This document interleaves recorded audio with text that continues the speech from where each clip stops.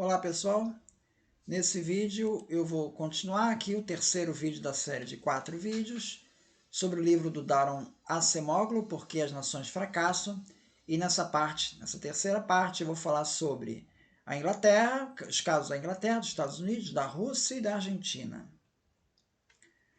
Inglaterra.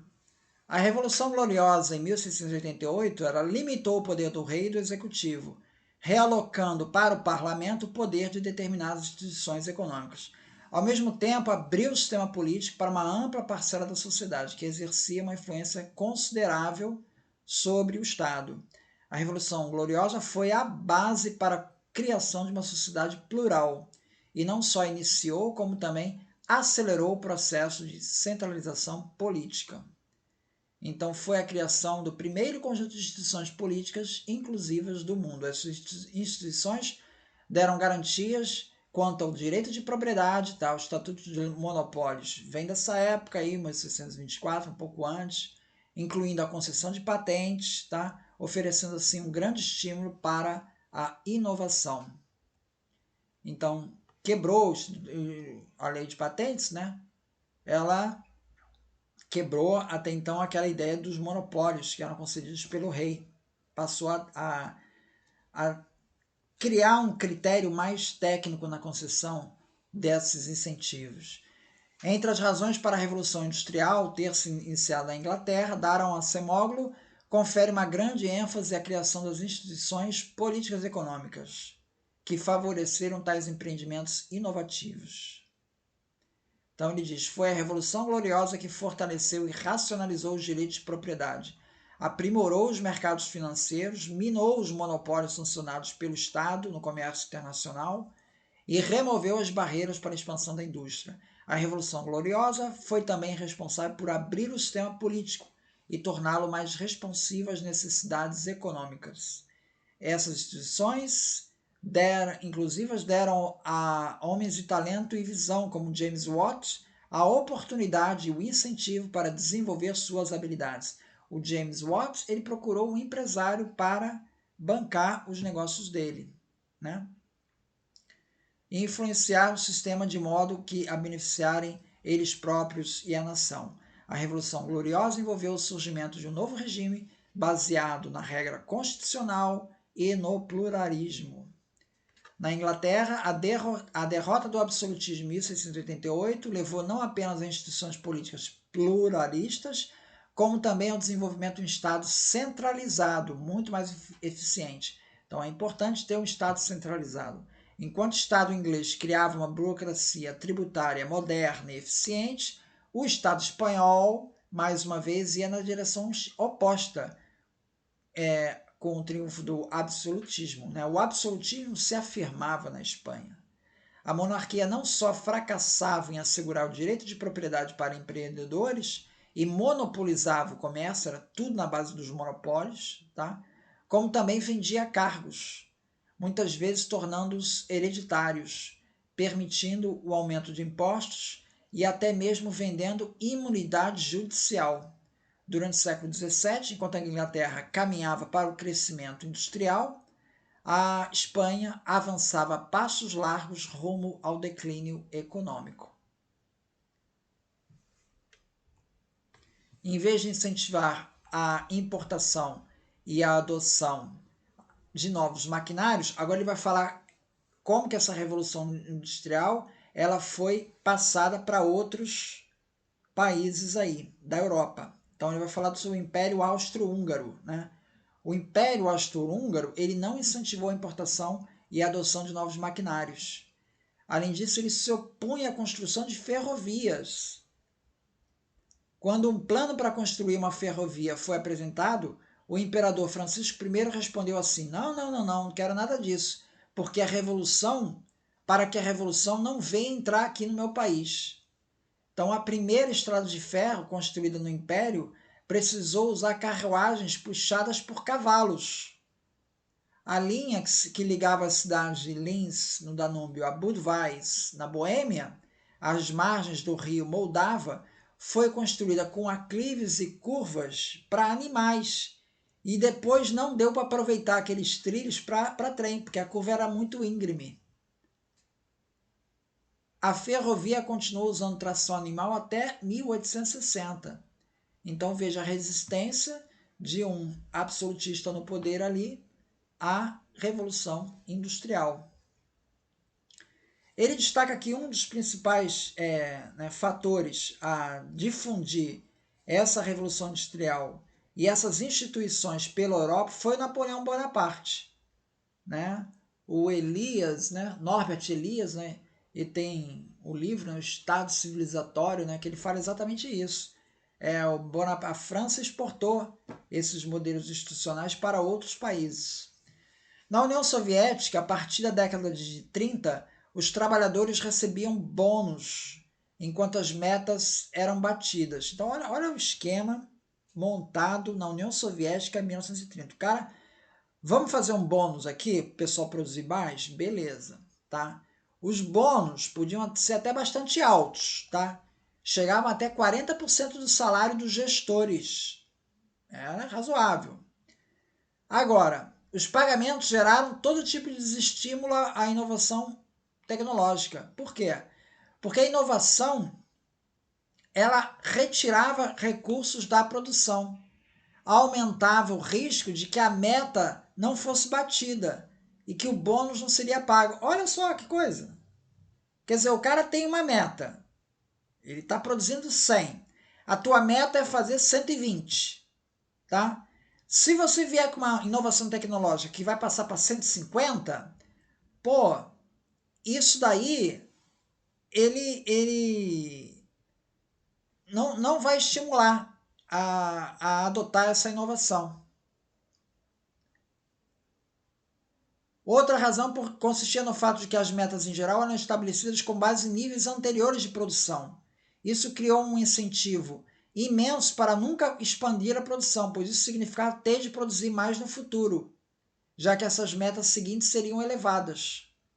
Então, se você vem com a produção e aumenta a produtividade muito, provavelmente no ano que vem eles vão querer fixar ali naquele limite superior. Então não pode subir a produtividade. Deixa ela baixa mesmo, que dá para eu fazer. Tá entendendo? Um pensamento pequeno? Quer dizer, para não correr esse risco, então faz o seguinte, é melhor a gente manter a produção aqui baixa mesmo, tá? Porque essa aqui a gente garante ela fazer.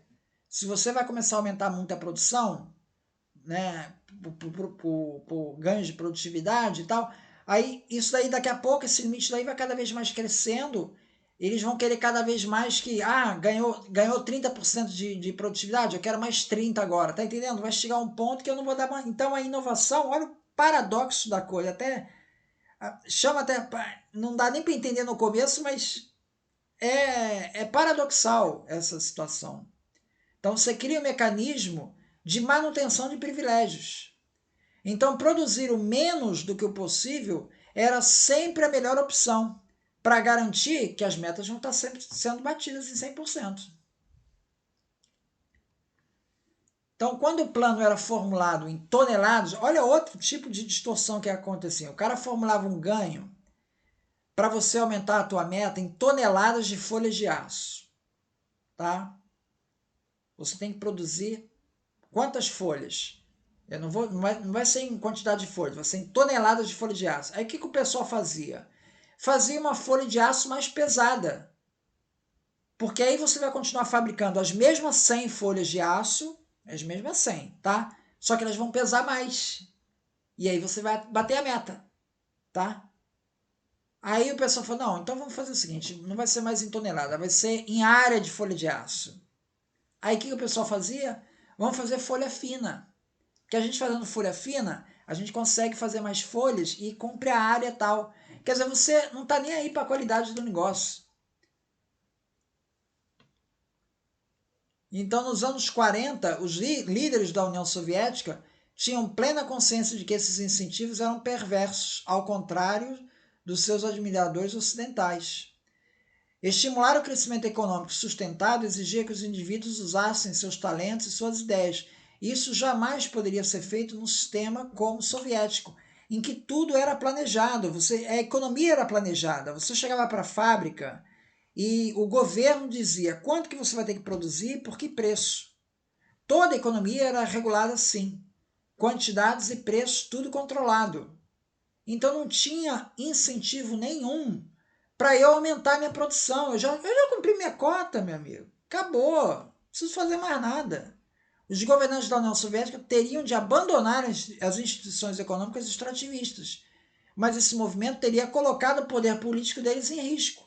Na verdade, quando Mikhail Gorbachev começou a se afastar das instituições econômicas extrativistas, depois de 87, o Partido Comunista desmoronou e com ele a União Soviética.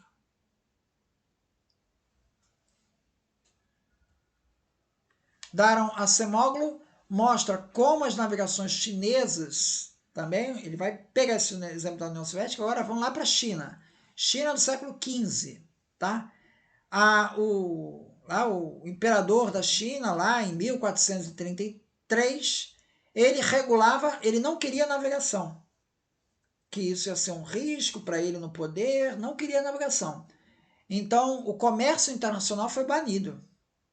Em 1436, a construção de navios oceânicos passou a ser ilegal. A proibição ao comércio internacional só foi revogada em 1567.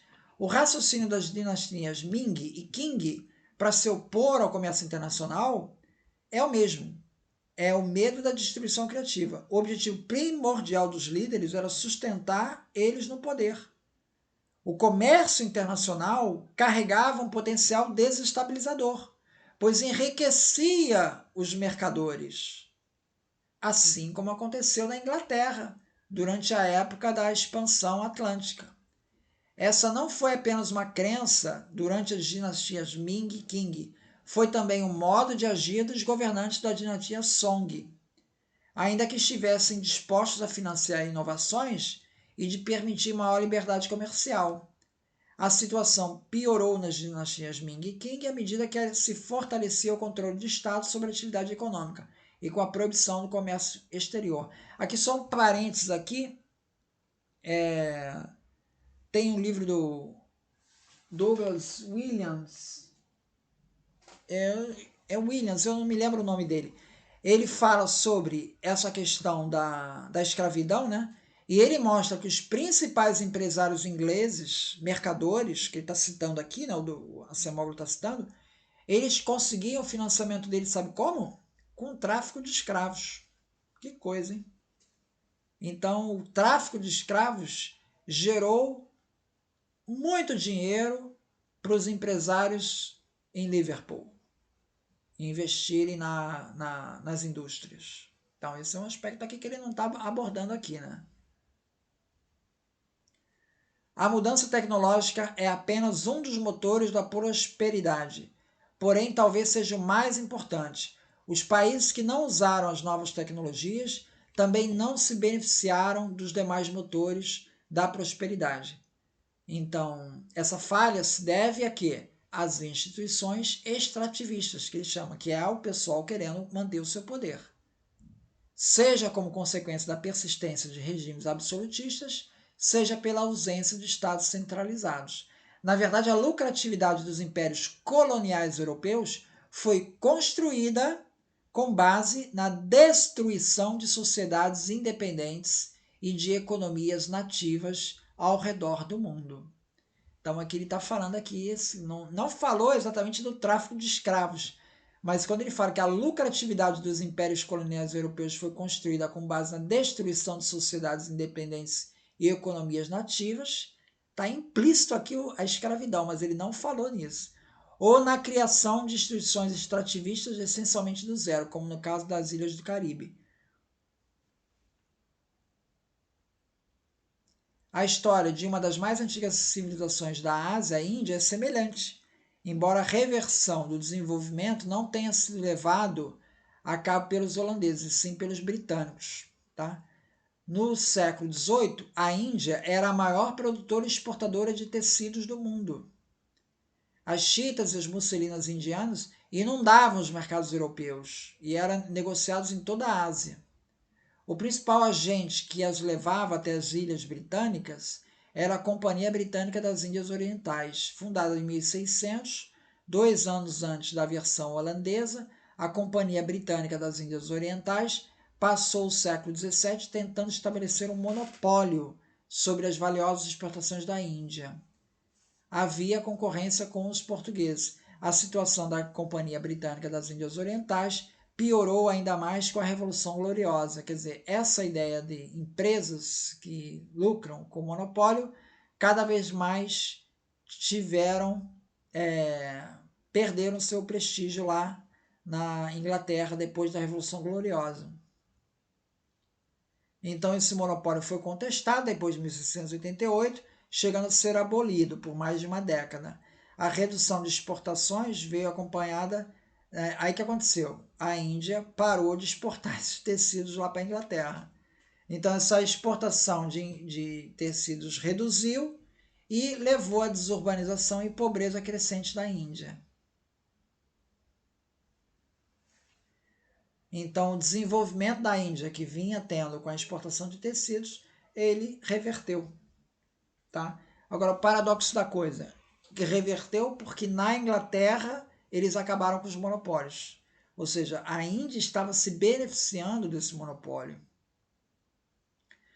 Isso tudo não apenas explica por que a industrialização não ocorreu em grande parte do mundo, como também revela o modo pelo qual o desenvolvimento econômico, por vezes, pode ser alimentado, até mesmo criado, pelo subdesenvolvimento em alguma outra parte da economia nacional, que é o que ele sugere que aconteceu entre a Inglaterra e a Índia.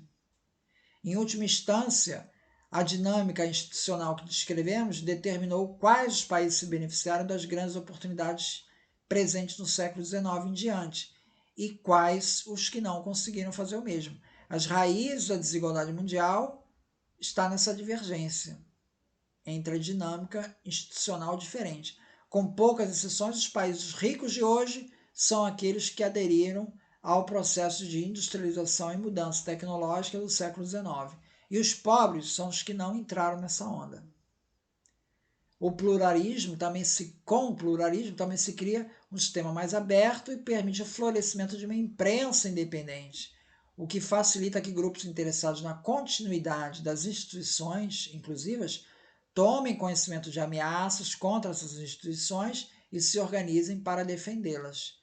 Então você acaba criando um mecanismo de um círculo vicioso, que se houver uma tentativa de um grupo autoritário retomar o poder, você já tem instituições fortes e imprensa que vão impedir que isso aconteça. Outro aspecto dessa retroalimentação positiva é que instituições econômicas e políticas inclusivas tornavam o controle do poder uma questão menos central. E aí vai falar dos Estados Unidos. Dos Estados Unidos, em 1902, Roosevelt ele já havia usado a lei Sherman para fragmentar importantes empresas, como a Northern Securities Company e também a DuPont e a American Tobacco Company e a Standard Oil também. O sucessor de Roosevelt, William Taft, levou cartéis à justiça com frequência ainda maior, culminando aí com a Standard Oil em 1911. Wilson trabalhou para aprovar a lei Antitrust Clayton, 1914, que fortaleceu a lei Sherman contra cartéis e o controle da Comissão Federal de Comércio. Então, veja, você tinha empresários lá nos Estados Unidos que agiam de maneira não muito correta, para dizer o mínimo, né? Eles ficaram conhecidos como barões ladrões. Entra aí o John P. Morgan, né? Usaram técnicas para acabar com a concorrência, né? Desleais. Então, esse tipo de ação, ele começa a ser combatido por essas instituições antitrust, anticartéis nos Estados Unidos, que tentam regular esse mercado. Então a ideia de que um mercado possa ser dominado livremente, ela não funciona. Tá? Porque isso acaba levando o mercado controlado por algumas poucas empresas que cobram preços exorbitantes e matam a concorrência. Então, mercados agindo por conta própria podem deixar de ser inclusivos.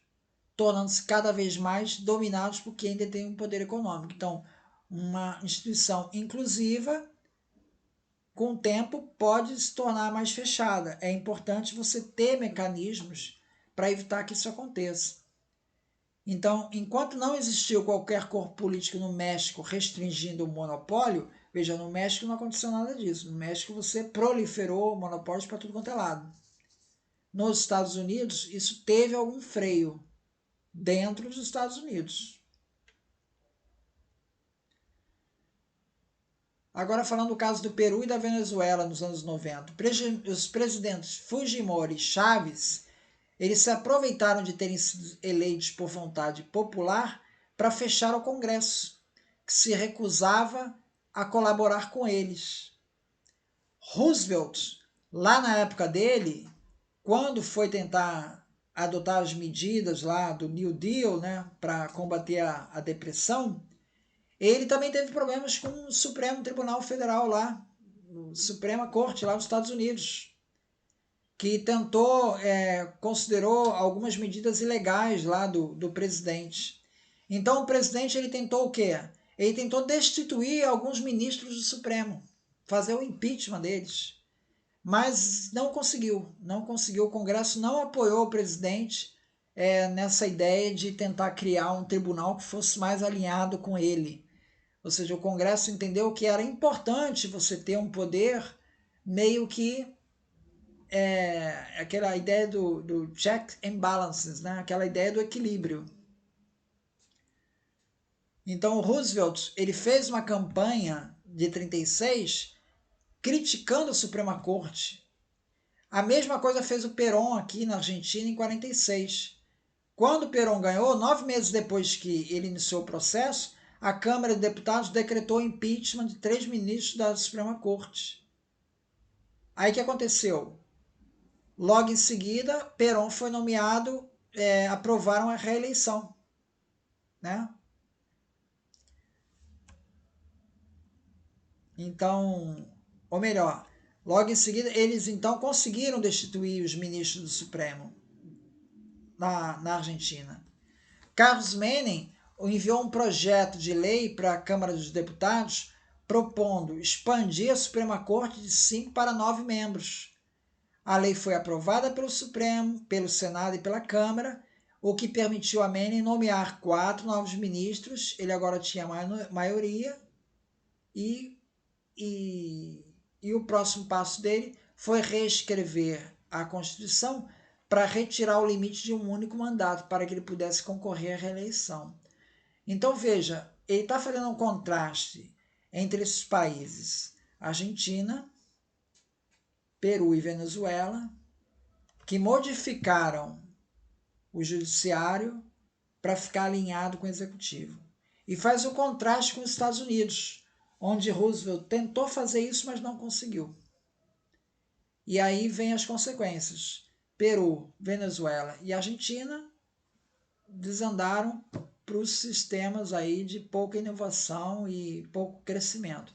E os Estados Unidos, ele usa esse exemplo para mostrar a importância que é a pluralidade e as instituições manterem-se fortes. Ainda sobre os Estados Unidos, ele fala sobre a guerra civil nos Estados Unidos. Ela foi seguida de reformas econômicas e políticas fundamentais, né? A escravidão foi abolida, os negros passaram a ter direito ao voto. Agora, o motivo para a trajetória econômica e política do Sul jamais ter mudado, ela não mudou. A trajetória, mesmo com isso, o Sul ele não mudou a trajetória econômica dele. O motivo disso foi porque, embora a escravidão tenha sido abolida e os negros passassem a ter direito ao voto, os negros do sexo masculino, tá? As mulheres ainda não. Foi a fragilidade do poder político e ainda a independência econômica dos negros que levou à perpetuação desse sistema. Os fazendeiros do Sul perderam a guerra, mas eles venceriam na paz. Eles continuavam organizados e continuavam como os grandes proprietários da terra. Embora a instituição econômica da escravidão tivesse sido abolida, a discriminação racial continuou existindo e começou a haver uma clara descontinuidade entre o sistema econômico do Sul e o sistema econômico do Norte.